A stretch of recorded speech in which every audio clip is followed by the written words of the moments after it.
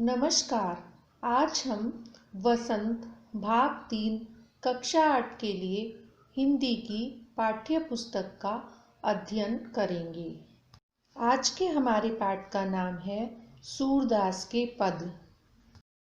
यह पाठ संत सूरदास जी के द्वारा रचित है। मैया कभई बढ़ेगी चोटी, कितनी बार मोहि दूध पियत भई, यह अजऊ है छोटी। तू तो कहती बल्कि बेनी, ज्यों हवे है लांबी मोटी। काढ़त गुहत निहावत जेहे, नागिनी सु भुई लोटी। काचो दूध पियावत पची पची, देती न माखन रोटी। सूरदास चिर जीवो दो भैया, हरि हलधर की जोटी। व्याख्या।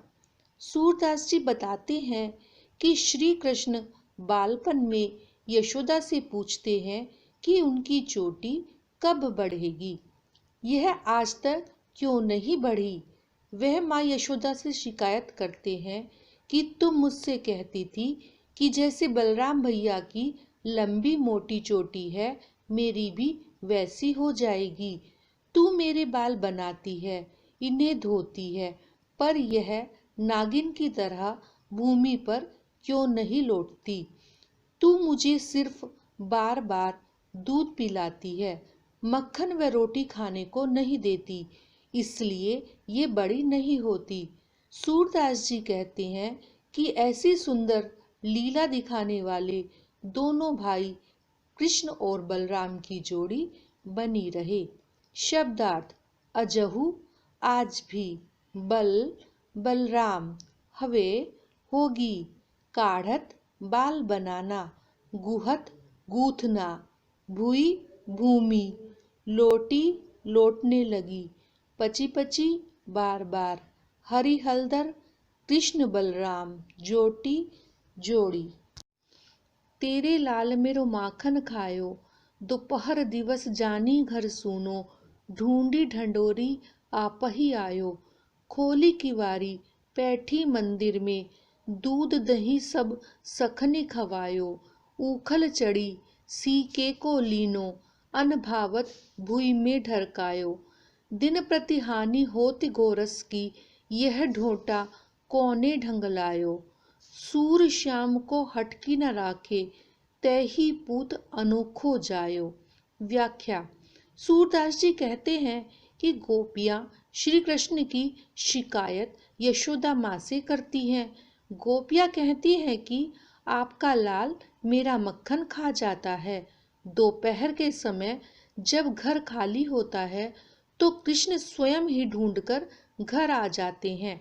वह हमारे मंदिर के दरवाजे खोलकर उसमें घुस जाते हैं तथा अपने मित्रों को दही मक्खन खिला देते हैं।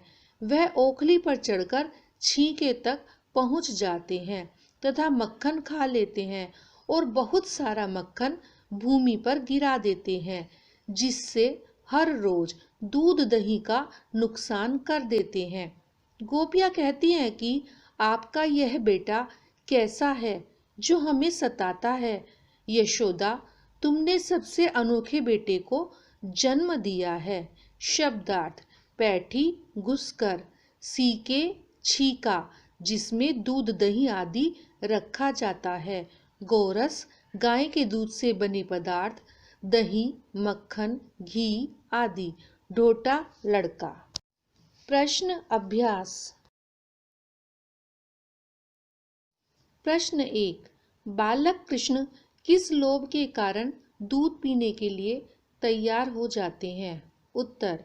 यशोदा माँ बालक कृष्ण को लोभ देती है कि यदि वह नियम से प्रतिदिन दूध पिएंगे तो उनकी चोटी भाई बलराम की तरह लंबी और मोटी हो जाएगी। कृष्ण अपने बाल बढ़ाना चाहते थे, इसलिए वे न चाहते हुए भी दूध पीने के लिए तैयार हो गए। प्रश्न 2। कृष्ण अपनी चोटी के विषय में क्या क्या सोच रहे थे? उत्तर।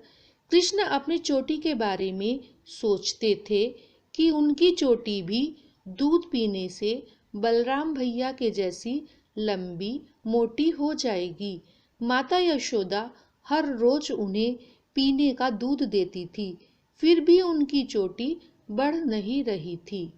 प्रश्न 3, दूध की तुलना में कृष्ण कौन सा पदार्थ अधिक पसंद करते थे? उत्तर, कृष्ण अपनी माँ के कहने पर दूध पीते थे, परंतु उन्हें दूध पीना जरा भी पसंद नहीं था। दूध पीने की जगह मक्खन और रोटी खाना पसंद करते थे। माँ के बार बार दूध पिलाने के कारण वह मक्खन और रोटी नहीं खा पाते थे। प्रश्न 4, तैही पूत अनोखो जायो पंक्ति में ग्वालन के मन के कौन से भाव मुखरित हो रहे हैं? उत्तर, ग्वालिन यशोदा से शिकायत करते हुए कहती है कि नटखट कृष्ण प्रतिदिन उनके घर से मक्खन चोरी करके खा जाते हैं। वह यशोदा से कहती है कि उन्होंने अनोखे पुत्र को जन्म दिया है जो दूसरों से अलग है। प्रश्न 5, मक्खन चुराते और खाते समय श्री कृष्ण थोड़ा सा मक्खन बिखरा क्यों देते हैं? उत्तर, श्री कृष्ण ऊंचे छींकों पर रखा मक्खन नहीं उतार पाते थे, इसलिए वो अपने सखाओं की मदद से मक्खन चुराते हैं।